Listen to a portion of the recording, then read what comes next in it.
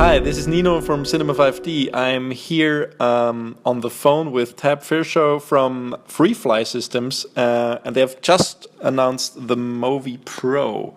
So Tabb, this is a surprising announcement. What can you tell us about the new Movi? So what I can tell you about the new Movi, we've been working on this for a little over a year. It's got all kinds of new features. The main goal with this Movi was to kind of improve uptime and speed on set. So we've made a bunch of improvements, like a built-in stand. We've included a ring with this Movi. We have smart batteries that are hot swappable. So when you're on set, you don't power down the Movi from the time that you start shooting till the time you're finished. You simply swap batteries in throughout the day. We've got an integrated embedded screen that gives users access to control and tuning of the Movi without having to use an app or a remote. It's right there on the back of the gimbal. We've integrated all the power that you need to power camera and accessories. So there's a power output for cameras such as Red Epic and Alexa and all the cabling that goes with it. All the cabling and power for things like wireless accessories and monitors. And then there's also an integrated focus iris zoom driver built into what we call the TSU, tilt stage unit, underneath the camera. So I would say the main mission with this was to improve kind of the speed with which content creators can work by integrating just about everything that we could. One thing I forgot to touch on, there's an included Mimic. There's a new version of Mimic that allows you to control the pointing of the camera. It also allows you to control all the Movi settings, and it also interfaces with Red RCP, so you get all control of Red. The Red Link command protocol controls that they make available will be accessible through both Movi controller and Mimic. So I would say that overall the package is just a very tightly integrated and efficient package. Very cool. I mean, I've been a Movi user from the first hour, and it's nice to see all these improvements. One of the things you mentioned is hot swappable batteries. That's pretty cool. So now they are actually giving you an instant readout of how they, like charge status and stuff like that? Yeah, so there's actually LEDs on the batteries themselves that show charge status, and then on the screen on the back of the Movi, it shows the left battery and the right battery, and it'll tell you their voltage levels. And then, when you're getting low on battery, you just swap one out at a time, and your camera, wireless, and all that stuff will stay live. Because in our research, one of the things we found that people really got annoyed with is when you had to replace batteries and you had to recalibrate the fizz unit. The link, and sometimes it goes perfectly in your backup in a minute, but then sometimes you have issues capturing fizz, you have issues getting the wireless to relink, and all of a sudden 15 minutes are down the drain. So we're trying to just minimize downtime by keeping the gimbal on at all costs. Yeah, that's absolutely true, because I think the one thing that was always time consuming is just balancing it, of course, for the first time, and then when the battery went down, you just had to connect all the things again. So that's pretty nice to hear. I see you also, I mean, the form factor is, it's a little bit different in a way that it now comes with the ring. Is that correct? Or is so we've made a version 2 of the ring. We've made the diameter bigger, we've made it lighter, and we've made it stronger. And then we've built in feet onto it, so you don't need a stand anymore. The ring is the stand. Cool. So does the ring actually replace the normal bar? Yes, but you're still free to use the classic handles or any other handles that you want, because it's got an integrated toad in the hole. So you just quick release whatever handle you're most comfortable with. If you for some reason you don't like the ring and you want to have, a perfect example is if you're shooting inside a car and you really need to minimize the footprint of your package, then you can switch to the classic handle or a narrow handle for those shots. Very nice. I mean, the built-in feet are definitely very welcome. I mean, I can't remember how often I've had an assistant run after me just to actually hold that thing, the stand, in order for me to be able to put it down somewhere.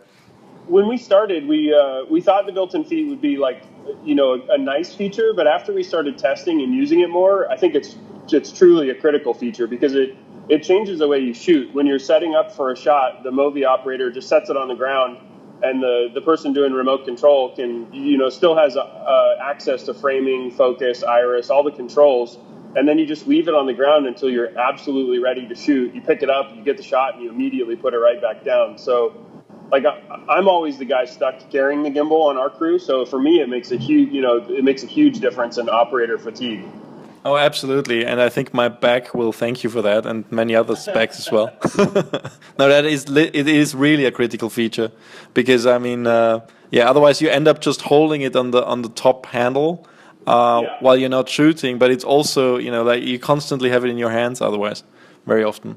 That's very nice. Yeah, and when we first developed the Movi, we didn't really expect people to put as large a camera packages on there as they ended up doing. So, when we first were going through engineering on it, we thought, people would never go beyond, 7 pounds, 10 pounds. And then we got it out into the world, and you start getting these images back of, like, master primes and lightweight zooms and stuff, and people are just pushing the bounds like crazy. So once we saw that, we knew it was even more important to build a stand into the thing.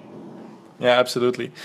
You also managed to hide all the cables, because that was one of the things that, sometimes when you're out and about, and you can just, it can happen that something gets stuck in a cable, or you rip a cable or something like that. And now, as far as I can see from the images, everything is inside the actual housing. Is that correct? Yeah, everything is inside as much as possible. There's still like a wire that goes through a bearing to go to the camera stage, and then we have the ability to actually flip the rollover 180 degrees. So there is a wire that connects to the roll beam, but it's the thing that we did improve upon is all the wire is custom overmolded and strain relieved. So it's mechanically connected to the gimbal where it's important, so that you don't have to worry about pulling a plug out or something like that by accident. Very cool. In terms of weight, I see it looks a little bit bulkier in a way that, because you mentioned already, the ring is a little bit thicker, so it's better to hold. Does that make a difference for the overall weight for the whole system? The ring actually got lighter. That as a subsystem, the ring's lighter. It's a 30 millimeter ring now, but the wall is thinner thickness. We were able to optimize that a little bit and cut down on some weight. But what we found is, if you're actually using Movi Pro and you're using the integrated Fizz driver, you end up with a package that's right about the same weight as you would have had on M15, or in some cases lighter, because everything's integrated in and you don't have a bunch of jack on your rig. You don't have extra batteries and all this wiring and all this extra crap. Very cool. And the overall system is lighter in total as well? Yeah, depending on the setup that you use. So if you use our Fizz, you can achieve a system that's lighter than the M15 would have been with comparable. If you compare an M15 with a wedge and the motors to this thing, you can achieve a overall shooting setup that's lighter. Nice. Is there any difference in perceivable performance? Because I can see that it's like it has these 2 bars that go back now, like on top, right? It looks sturdier in a way. But the whole gimbal performance, is there any improvements? Or, I mean, one of the biggest advantages of the Movi over other systems for me personally was always the way it performed. I mean, it's already, for me, it's just a more consistent experience than other systems on the market. I just wonder if you changed or improved even more. Yeah, we're on a constant quest to improve. I don't know if I could assign like a percentage improvement at this point versus the old Movi, but there are some things that we've done that really do improve performance. We've doubled the torque of the pan motor. So we had some people that wanted to go faster with Movi, so we responded by increasing the torque of the pan motor quite a bit. We've increased the torque on the tilt and the roll motors too, but not quite as much as the pan motor. We've improved the autotune. So autotune happens in under 10 seconds now, and it handles all tuning for you. So you don't need to tune stiffness or filters anymore. You just press the autotune button, and 10 seconds later, you're ready to shoot. Trying to think what else we've improved the resolution on the encoders. So that should help with time-lapse and motion control type moves. Cool. It's great to hear. Yeah. Yeah. It definitely looks more like a package, like the whole thing. Like the second I saw the photo of it, is like, okay, this is. It looks like a much more refined product on the surface. So I'm looking forward to testing it out. One last question: the current or older models are called M5, M10, M15. Now the new one is only called Movi Pro. Is this one model replacing all three others? This one model is replacing Movi 10 and Movi 15. M5 will continue to be sold, for the smaller and lighter packages, but Movi Pro will replace the bigger gimbals. Okay, great to hear. So basically, yeah, because one of the issues with the M10 is that it just quite can't fit an Alexa Mini on it with the standard configuration. Yeah, exactly. So with this one, you will be able to use basically every, bigger camera like a Red Epic, Red Helium, and the Alexa Mini. Yeah, exactly. Very cool. Anything else you want to add? We've been grinding on this thing for about the last year. We're just excited to launch it to the world and see what people think. Right. And last but not least, what about pricing and availability? So we're selling it in two packages to begin with, a handheld package and an aerial package. Both are priced right around $6,500, and availability will start shipping mid-November. Great. Thanks so much for your time, Tabb, and we're looking forward to reviewing the Movi Pro.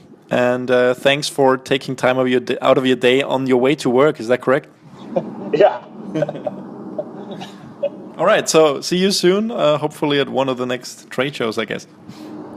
Awesome. Thanks, Nina. Thank you.